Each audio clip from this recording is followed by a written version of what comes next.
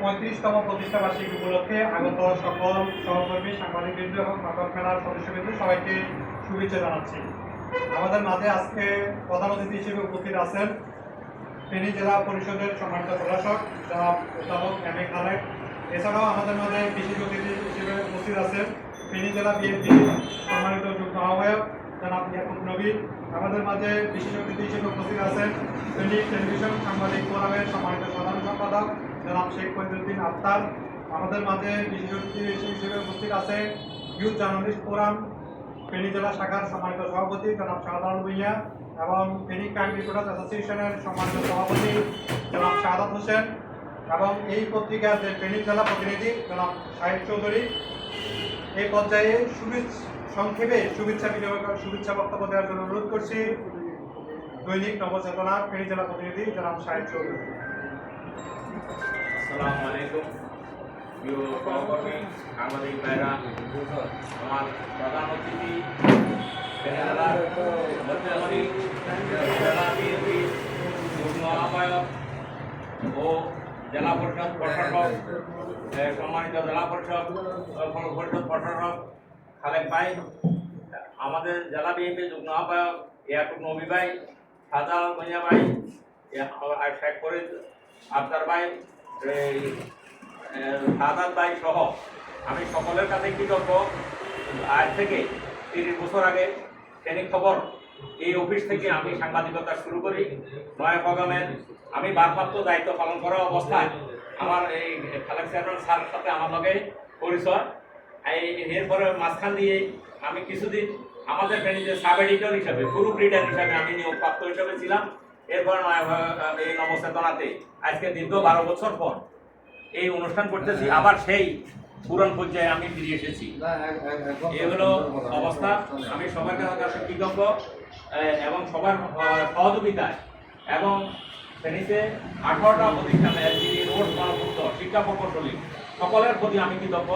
ওনাদের সহযোগিতা নিয়ে আমি সারা বাংলাদেশে ডিএফটি তালিকাতে সেকেন্ড হয়েছে জাতীয় প্রেস ক্লাবে 20 তারিখে সম্বর্ধনা। ওই সম্বর্ধনার আলোকে আমি আর আজকে এই প্রোগ্রামটা করা মূলত। তো এই যার কারণে আমার দুইজন অভিভাবক এই ইয়াকুব নবী ভাই এবং আমাদের এই খালেক ভাই, আমি দুইজনের প্রতি কৃতজ্ঞ। এগুলো আমাকে করেছেন, অলঙ্কৃত করেছেন।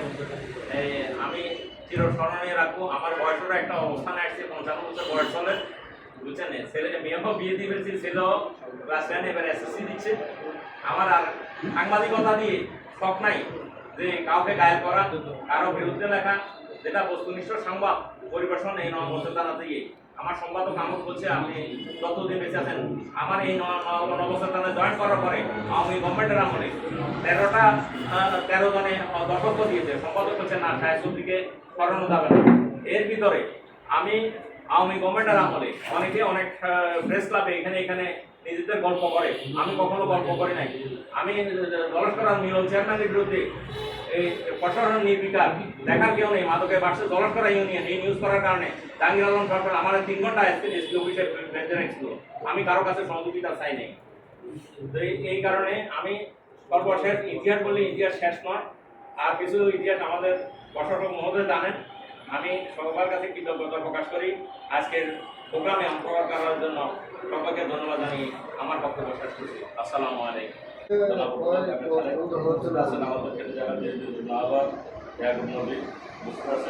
আমাদের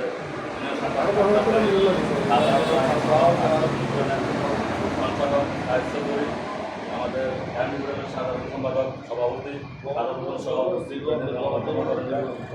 আসলে বর্তমানে প্রিন্ট, ইলেকট্রনিক এবং অনলাইন মিডিয়া যে সরাসরি তার মধ্যে নবচেতনা 34 বছর অতিক্রম করে 35 বছর পারে গেছে।